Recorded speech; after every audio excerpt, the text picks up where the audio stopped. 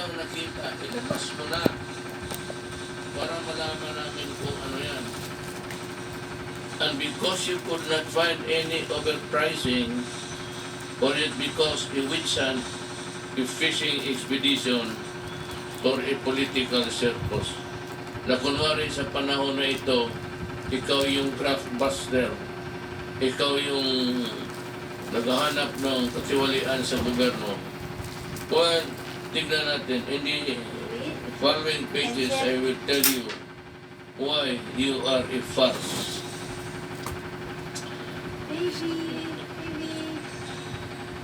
Is the ongoing inquiry truly in aid of legislation?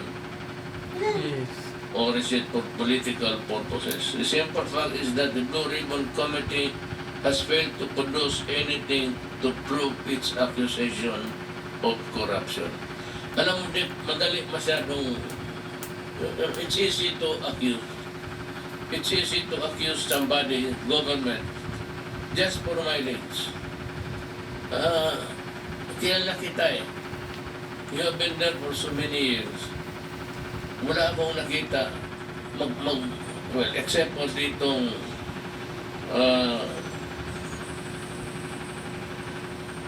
kay na police.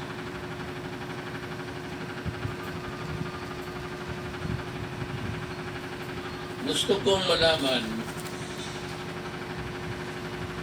na tumanggap ka ba ng was it 88 million sa PDAP mo? Ito, kung totoo lang, pinidikit mo sa PDAP, pinarking mo doon yung PDAP mo. So, you commingled it with the money of the Congress, of the Red Cross, and of Congress, yung nakuha mo. Ngayon, the money is lost forever. It cannot be accounted for. If this is true, kung totoo itong pinarking mo talaga, ang nagsasabi nga niya mga taga-Red Cross, nasaan na ngayon yung, I do not have the correct figure, but it's what tinawag na sa akin sa cellphone mo po, masama pa ang linya, na meron kang nakuha, inisali mo doon sa pera ng Red Cross, which means to say now that hindi na mo-audit larking mo talaga. Ang nagsasabi nga niya mga taga-Red Cross, nasaan na ngayon yung I do not have the correct figure, but it's what tinawag na sa akin sa cellphone mo po, masama pa ang linya, na meron kang nakuha, inisali mo doon sa pera ng Red Cross, which means to say now that hindi na ma-audit ng COA, kasi ang COA, sabi mo, hindi mag-audit sa Red Cross. Yan ang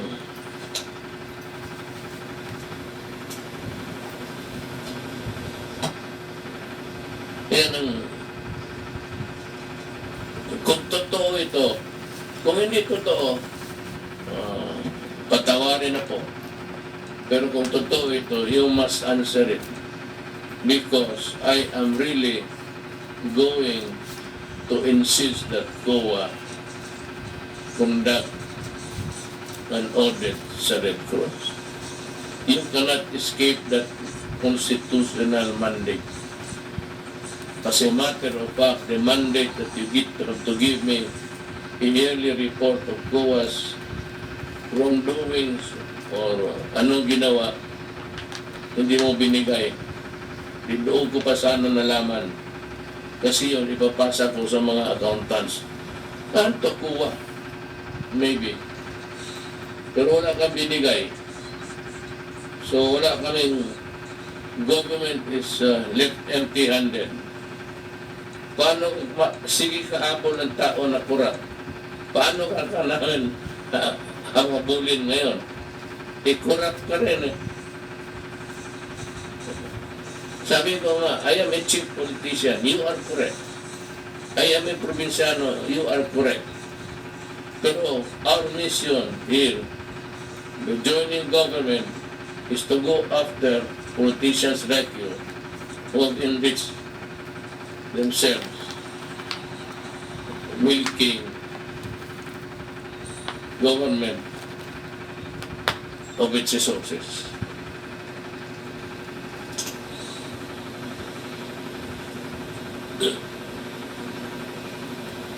The simple fact is that the Blue Ribbon Committee has failed to produce anything to prove its accusation of corruption. Even Dick, the committee chairman, considered that there is no overpricing, yet still he insists on pursuing this witch hunt. Alam mo kung bakit, Dick? Bakit kung wala kayong tinatago, bakit kayo matakot? Even if I spend the remaining years of months dwelling on such sabi mo na may pagkatiwalaan, then go ahead. But until now, kasi wala. You start, your starting point is in the fourth line. The inquiry is being done at the expense of dragging government officials and compromising the government's efforts against COVID-19. At the time when cases are at all-time high and thousands of our people getting sick and dying. Nandito.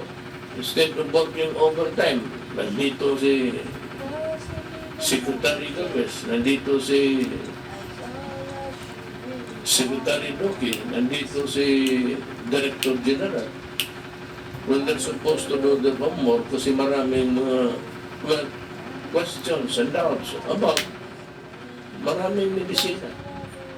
Even I will meet them. I will meet them.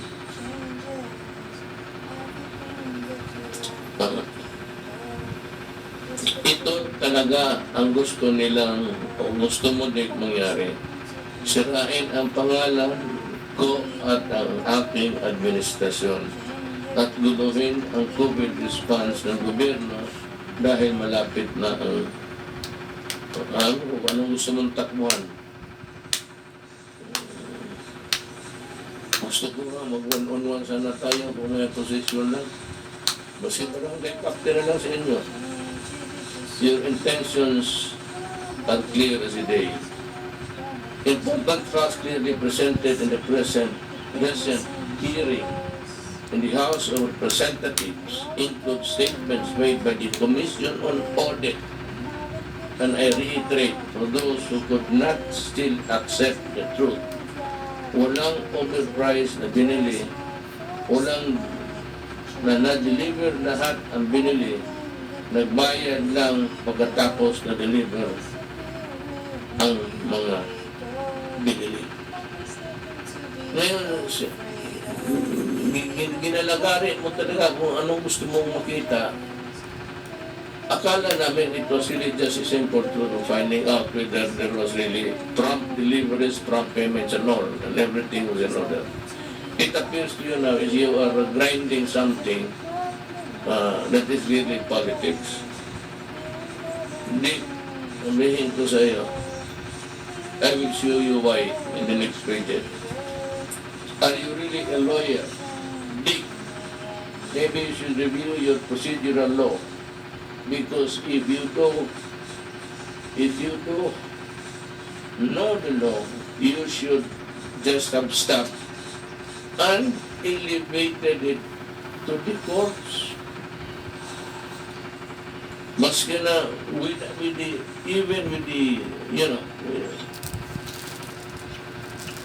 presence of the COA saying that nothing is wrong. You can still go to the courts and file the cases if you want. You have the ombudsman. you can go for civil actions to recover the money. Anything that is possible that a lawyer can think of, especially if he is bent on not really cracking if anybody said, but cracking your own nails. I'd like to, na lahat na lang, even the lower house has joined the fray. I think simply because nakikita nila that you are wasting the time of everybody. Can I have the video of Congressman Suarez, JJ? Pakinggan mo ito din. So, with that being said, Attorney Lau, thank you for your time. No? With that being said, Mr. Chairman, kaya ko po gustong i-stress yung point na ito ay unang-una po ay pinalalabas po kasi na overpriced. Napatunayan natin ito. Sinasabi naman nila ngayon favored yung isang kumpanya. Malinaw naman po na hindi naman favored yung kumpanya. In fact, mayroong mga kumpanya na mas malaki pa po ang natanggap na supply contract. Sinasabi naman po na doon naman po sa pag-award ng kontrata ay questionable po. Malinaw po na ayon na rin po sa batas, sumunod naman po sa proseso. So, Mr. Chair, following your call and the statements that you made earlier, I hope that we can really put an end to this topic already. I mean, what else do we need to show? Obviously, from where I stand, it's starting to become and be used as a political circus already. When our resource persons here, the Secretary of Health, I think Secretary Galvez is also here, may mga representatives pa sa DOH, Vince Dizon is here, they should be attending to COVID and pandemic. Instead of attending to COVID and pandemic, they're attending committee hearing for issues that we have already shown and clearly explained na wala naman pong problema. So, huwag na po natin aksayin sana yung panahon at oras ng mamamayan sa mga bagay-bagay na kung may nakikita silang mali, edi maghablaan na lang. Kaso lang, tutukan natin yung problema ng bayan, which is COVID response and the pandemic, Mr. Chair. So again, Mr. Chair, thank you. My time is up, but I will again request that I be included in the next round. So Mr. Chair, before I end, I would like to congratulate you earlier on your statement of courage and bravery in handling the Committee of Good Government. Thank you, Congressman Suarez. Thank you again for your kind words. Next interpret is Congressman. Yun na yun sa lower house. There is only one Congress. It is the upper house, Senate, and the lower house, the House of Representatives.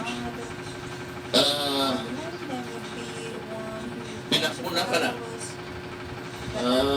Ikaw yung pinapatamaan na Suarez. Sino po ba? In September 17 hearing of the Blue Ribbon Committee, Co-Chairman Mike Aguinaldo clarified again that the audit report on DOH did not include any finding that money was lost on corruption. What was noted in the report were deficiencies in the documentation, the absence of documents that's not necessary mean that the money is lost. What was noted in the report was deficiencies. Yun lang, deficiencies. Also, Chairman Aguinaldo said that on the PSDBM audit report, there was no mention of overpricing. he ordered her to do something with the inventory management and not overpricing of medical supplies. On a very important note, Mr. Aguinaldo explained that the audit is an ongoing process, meaning the agency is concerned is given to comply with the recommendations.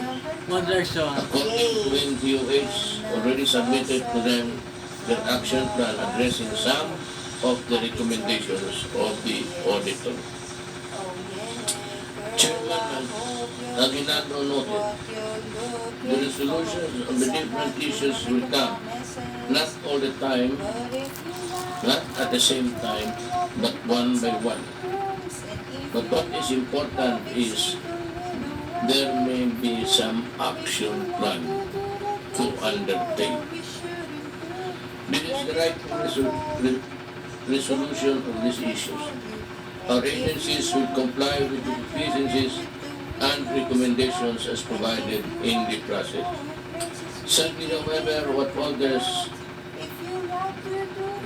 did was to blow these audit reports out of proportion and skew the information to paint a picture of massive corruption. And these others call themselves senator. Mabutit na lang nagsalita na si Chairman Aguinaldo. Para hindi namin, I said, we cannot really fathom what you all are trying to prove. In the continuation of the Ribbon Committee, in order for the hearings to be honest and fruitful, the Blue Ribbon Committee must treat all resource persons with utmost respect by giving them adequate time to speak and by avoiding any premature judgment. Yan ang pitfall mo sa pagkasenador. Hindi mo naintindihan talaga ang trabaho mo. And you have lost that, alam mo, pag mahusay ka kung mag-on-on ka ng kwento dyan sa koridor, sa labas, pero once naupo ka na, manabang mo na yung given, nag-iiba ang anyo mo. Ano ka na yung basta just simply made into a kind of a despot kung saan hindi mo pinapatapos ang tao, tapos iniinsulto mo. Balang araw, may isang tao talaga dyan magtindig sa iyo. Tignan mo. One of these days, there will be somebody who will just stand up against you and say, putang ina kayong lahat. Punta ako dito para malaman natin ang totoo. Huwag mo akong bastusin, huwag mo akong sigawan. Kasi, you know what? Yun ang advice ko doon sa mga military.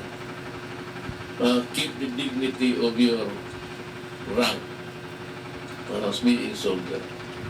Huwag kayong pumawag na sigaw-sigawan kayo ni Linggo. Just stand up and go out. Kasi if the sergeant at arms, he detained that. Then, once I hear about it, I will go to the Senate and get you, extract you. Yan talagang mangyari.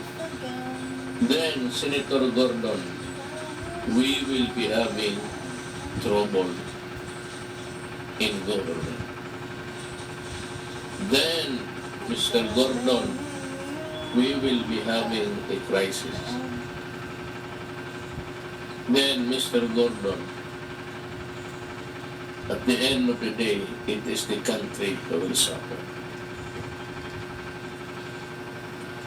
Ikaw, siguraduhin kita that I will reduce you to your original size. Masyado ka nang lumaki. Lumaki ng ulo mo.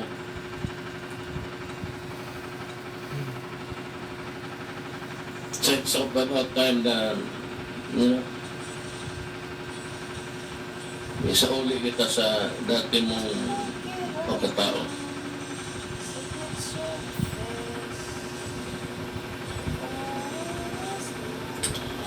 Up to now, the Senate Blue Ribbon Committee has not clearly articulated what will be the possible needed statute that prompted the need for this inquiry.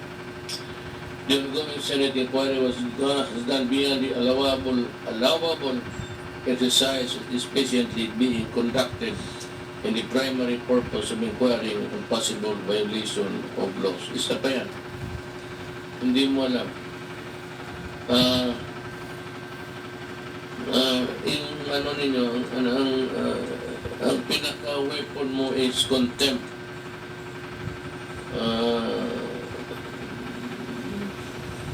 Nimlaman ng tao kung magsagot sa hindi, magkamali, o hindi na sumunod sa theory mo, ayan, ikatakot, i-contempt.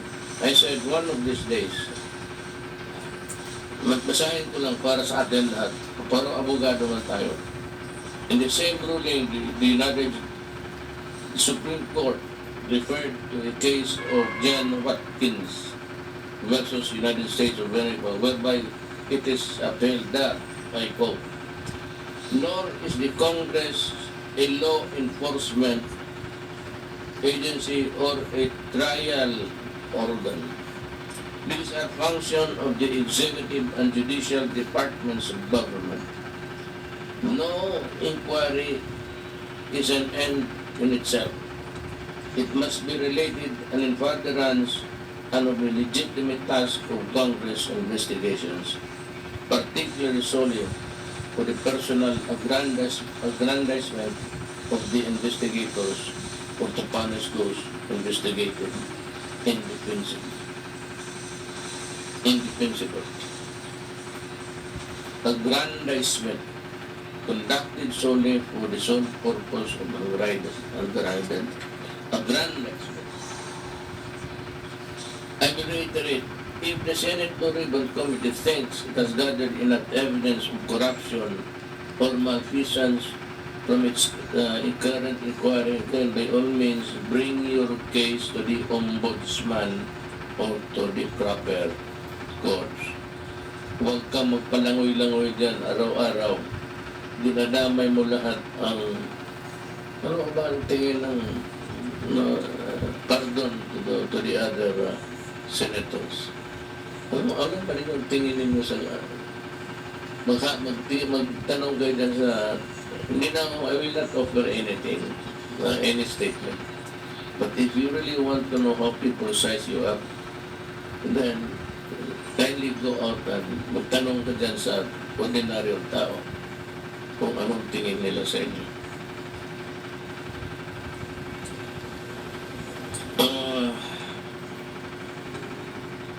I'd like to hear Congressman Marcoleta. Isa pang ano ito? Present, Mr. Chairman. Yung sa cloud, Opo, Mr. Chairman. narinig mo na ba yung kwento ng isang taong naghahanap ng isang bagay na nawala? Nasa ilalim siya ng isang poste na may ilaw. Have you heard of that story? Mr. Chairman. Kasi ngayon, malalaman mo. Pero nga, naghahanap siya ng isang bagay, paikot-ikot siya sa lagbo na yun. Pero nakapansin sa kanya, tinanong siya, Mama, ano po yung hinahanap ninyo? May, nawala ko kasi susi ng bahay ko eh. Nawala ko dun sa may, yun, yung tabing, meron kasing maliit na woods eh. Parang forest, tapos tabi niya. Nagtaka yung tao na nagtanong sa kanya, doon po pala nawala. Bakit dito po ninyo hinahanap? Ang sagot ng matanda, yung sa Klaw, dito yung may ilaw eh. Do you understand the gist of that story. Yes, Mr. Chair. Kung talagang nawala, may hinahanap siya kung ano man yun, doon niya hanapin. Bakit nandun siya sa ilaw? Dapat, malaking publicity rito, pare. Okay? Not on my part, Mr. Chairman. Nandoon yung instrument na nagagamit. Alin ba talaga ang gusto nating sabihin dito? Are we doing this for the good of the country? Like what our chairman elucidated earlier? O naghahanap ka ng wala sapagkat nasa ilalim ka ng ilaw ng publisidad? Did you get the story? I get the story, Mr. Chair. Thank you very much, Mr. Chair. Ang ganda ng, what is that? Is that a metaphor or metaphor? Yeah. It is a metaphor. Sana nakinig si Gordon. Siya yun eh.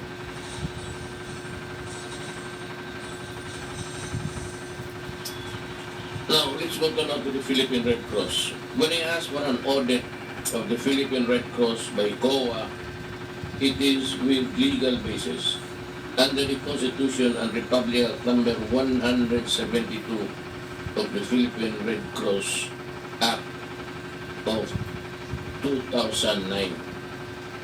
Alam mo, kailangan ko ipaimbestiga ang Red Cross for a host of reasons. Pero una niyan pera. Sabi ko nga, I want to know if yung PDAP mo, ibinigay mo doon sa Red Cross, inidikit mo so that pag na-commingle na yan sa funds, there can never be an audit in your theory. Kasi hindi pwedeng mag-audit ang COA sa Red Cross. I disagree with you as a lawyer, and I'm pointing out to you the Constitution and the Republic Act. And I dare say that you are wrong. This is the same law that requires the PRC to submit to the Office of the President of the Philippines its annual financial report. Wala ka nga binigay. You know, it's the Constitution itself requires bidding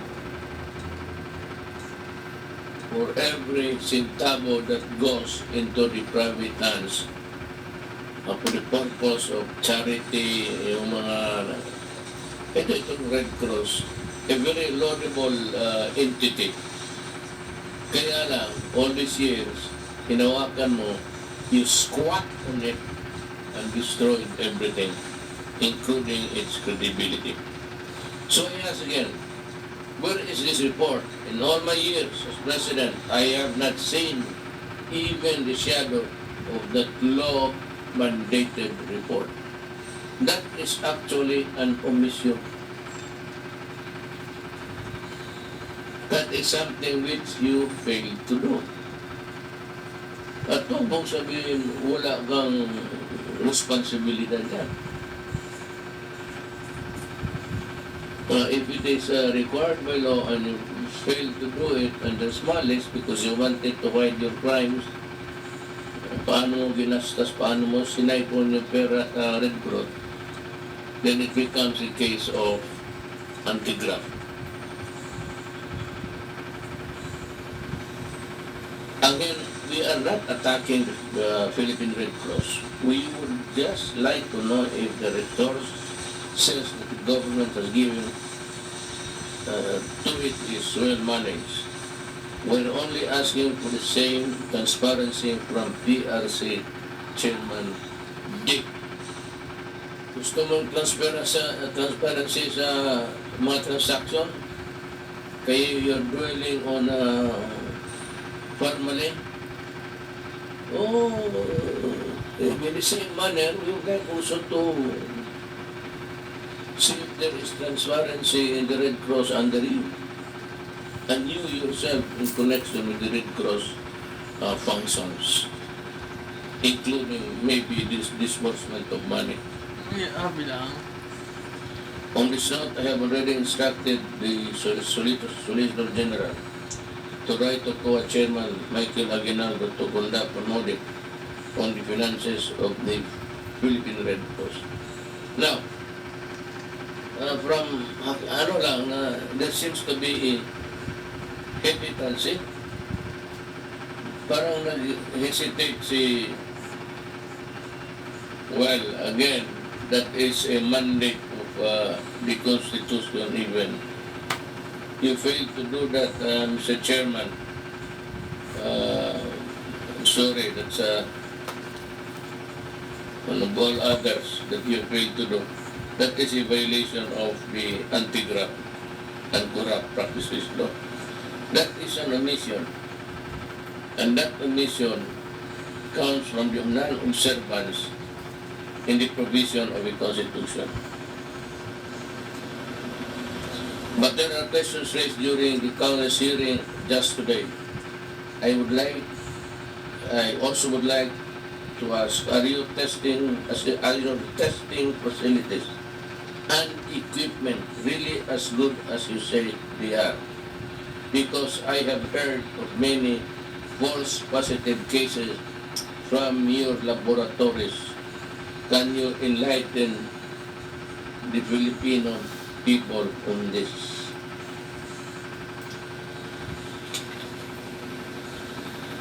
I was informed that 44 out of 49 or 89.79% of total hospital personnel who tested positive in PRC Subic turned out negative in another molecular laboratory.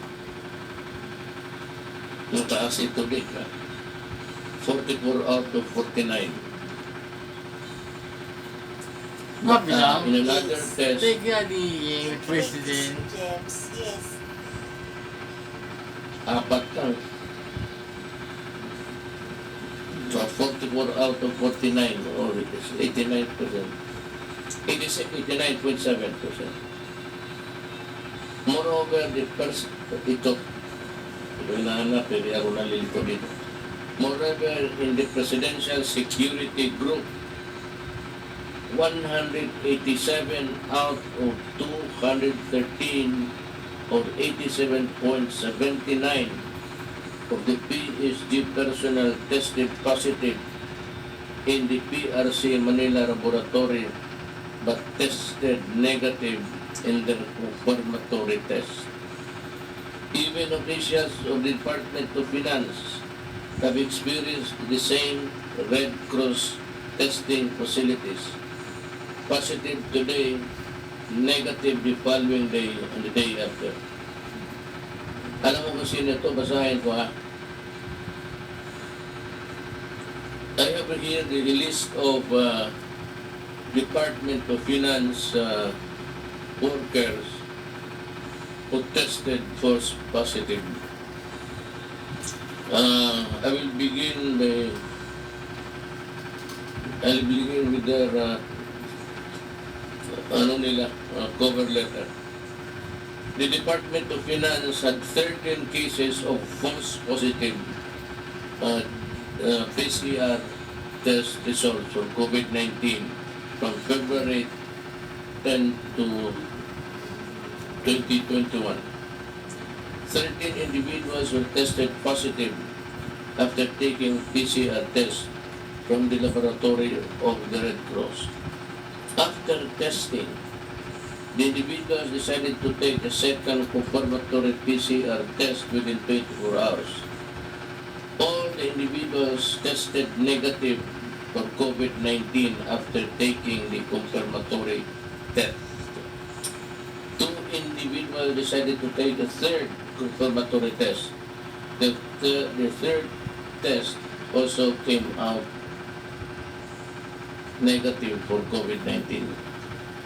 As such, we have concluded that the positive results received from the first RT-PCR swab tests in the Philippine Red Cross may be classified as false positive. The false positives in the Department of Finance may be even higher given that not all who tested positive but were asymptomatic took a confirmatory test due to financial reasons. Yan naman ay sakit. We acknowledge that the PCR test may not be 100% accurate. A Harvard article, Robert Sherling, MD, states that most false positive results are thought to be due to lab contamination or other problems on how the lab has performed the test, not the limitations of the test itself. Ang mahirap nito, Happy lang. is paano yung mga tao na tumanggap na lang sa PCR test ninyo na positive sila when all along negative sila, but because walang pera at hindi masyado di make an assertive once, pasunod-sunod na lang, and had to endure a confinement of 2 weeks when all along tested negative pala sila. Yan ang problema mo sa Red Cross. Problema ka na, problema pa ang Red Cross sa iyo. Because of this information is accurate, then maybe the DOH must investigate this matter. You could be putting more people at risk. You could be falsely adding to the total positive cases per day of this country. Ilan yung nadagdag doon sa positive sa isang araw, daily attack, na negative, nasali na doon sa numero na pakarami na ang nasa ito sa. How sure are we now in our figures in the veracity and truthfulness of the test combined? Marami man rin nagpunta dyan sa Red Cross. How do you backtrack? If it is impossible, what do you intend to do? Ang mahirap kasi niyan,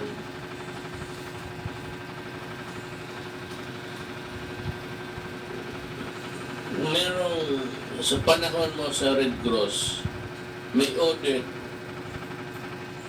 86,815,433.24 is attributed to you. Sabi ng kuha. And in early August of this year, is